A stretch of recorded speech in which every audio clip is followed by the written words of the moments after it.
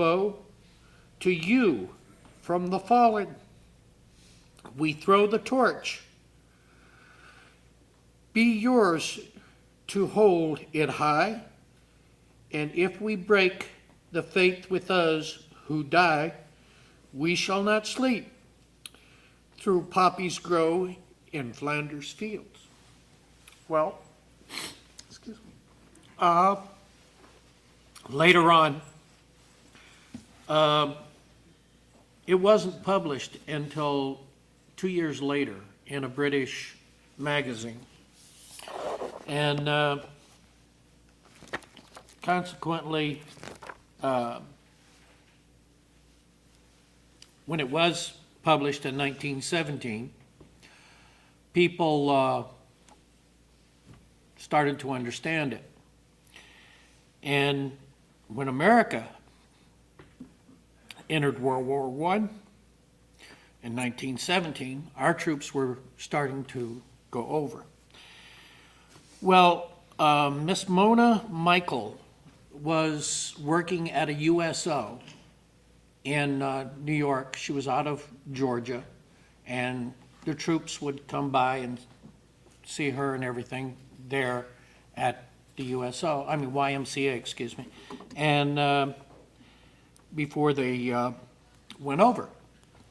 So somebody came by and dropped the poem off. She read it, and she had thought about it for a little while, and then on her break, she decided to go in because she dabbled in poetry as well. So, excuse me, she ran a response to it. And, let's see here, it's about 10:30 in the morning. She browsed through the magazine. She came across the poem and its colored illustrations, We Shall Not Sleep. It was an alternative name somehow for John McCree's poem, which was called In Flanders Fields. So she decided to read it. At that moment, Mona made a personal pledge to keep the faith. And she vowed always to wear a red poppy. Oh, you who sleep in Flanders fields, sleep sweet, to rise anew. We caught the torch you threw, and holding high, we keep the faith with all who died. We cherish too the red poppy that grows in the fields where valor led. It seems to signal to the skies the blood of the heroes who died, but lends to hate to the red of the flower that blooms above the dead in Flanders field. And now the torch and poppy red we wear in honor of our dead. Fear not that ye have died for naught. We teach the lesson that you brought in Field of Flanders. So with that poem, it started off, she went out and she went to there was a convention going on, and she went out to a flower shop and bought 25 red poppies. Some of the businessmen that were attending it came by and, wanted to buy them from her. And so she sold them and started using the money for the war dead and their families. And in France, there was a lady who started the poppies off, and they were stamped out of cloth, and this is what they looked like here. And she was selling those for the children of France and the veterans of France. Thank you, sweetheart. So that, to raise money for them. And then in 1921, the American Legion imported in the French poppies and sold them. And that was in July 5th. Then also on July 5th, the Canadian adopted the flower of remembrance. And on November 11th, 1921, the British Legion adopted it. The American Legion adopted it in 1920, excuse me, it was a year before. Then Australia took it up also on the 11th of November, 1921. 24th of April, 1922, New Zealand did.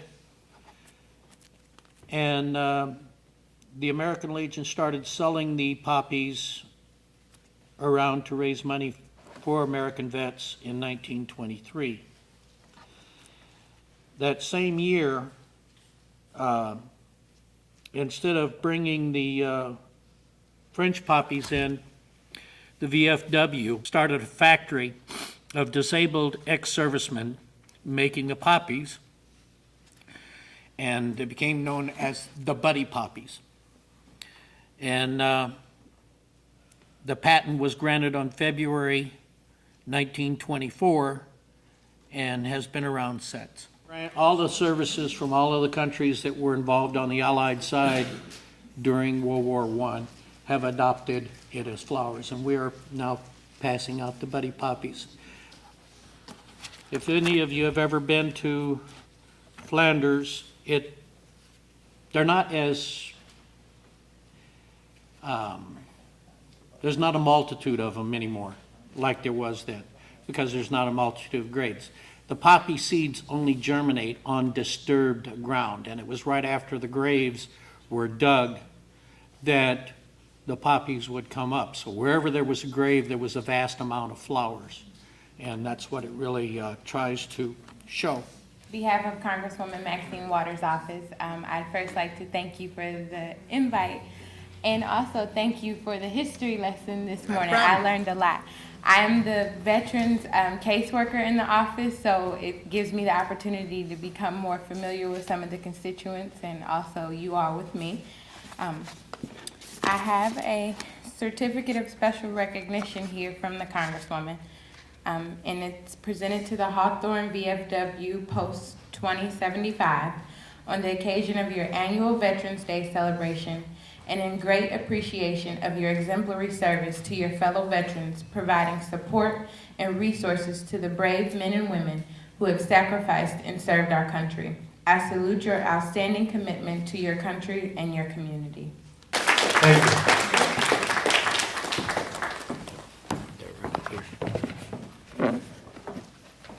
I am humbled to know of the history and am blessed just to be in your presence. We know that there was great sacrifices made, and we honor you. The wives, the children, the families are to be memorized in memory, in memoriam today. And we just want to say thank you for allowing myself and the city of Hawthorne to participate today in this most important holiday. Thank you. And here comes Jenny. Her husband was commander of this post 3 or 4 times. Yeah. And he was B-29 crew chief on the missions over Japan. Thanks. Not a problem. I'm honored to be here today. It's not difficult. I know. You know, I'm like you. I can't talk because tears roll down my face when I look at all of our veteran friends. Olin loved you all so very much. Some of you do know and some of you don't know, but he served in 3 wars like yourselves. I guess the last one was Vietnam, wasn't it? Yep. And the end of World War II, Korea, and in Vietnam. And we're so proud of all of you. You have no idea how much he and I honor you to this day. Please forgive me, I'm just too emotional. Like me. Like you. I'm Councilman Alex Vargas. I'm one of the youngest members of the council, and I didn't, I think you are the youngest, aren't you? well, I am the youngest. Yeah. So I haven't had the, I didn't have the opportunity to serve our country in that manner. Of course, I was in selective service and everything, but growing up, I used to enjoy reading all those books about Vietnam, all those little picture books, all those little stories about Guadalcanal, World War II. And that, as a child, you get enthralled in that, like, oh, it's so, like a little fantasy world. I wish I was there. But as I started growing older, that's when I started learning about the real sacrifices of what those people went through. How it wasn't pretty. How it was a lot of pride, honor, a lot of bravery that was involved in doing what all you guys have done, and all the veterans who have passed and who are still around have gone through. Talking to individuals, talking about what happened in World War II, it wasn't pretty.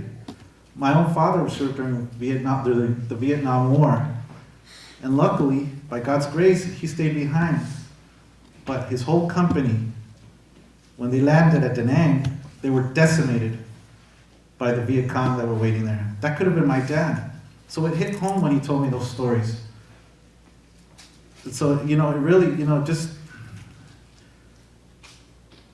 I appreciate all your efforts. The city of Hawthorne appreciates all your efforts. And you know what? If you guys don't have the welcome home that you all deserve, too bad. Those people don't appreciate it. They don't appreciate what you guys have done to, keep us free, to maintain the lifestyle that we have, and, to allow everybody just to express themselves the way they do right now, whether it's all in a crazy manner or say whatever they say. This is freedom, and this is all because of your sacrifices. So the city of Hawthorne, the United States, myself, council members, we all appreciate your efforts, and thank you so much from the bottom of my heart. At this point in time, I would like all World War II vets to please stand. All Korean War vets. Next would be all Vietnam, Desert Storm, Iraq. As usual, a lot of the younger people are out working right now or doing other things, taking care of their families. So it's when you get older in life, because I was the same way. It wasn't until after I retired that I came up and started doing other things. So at this point in time, I guess we will call it to a close. Okay, thank you very much for coming.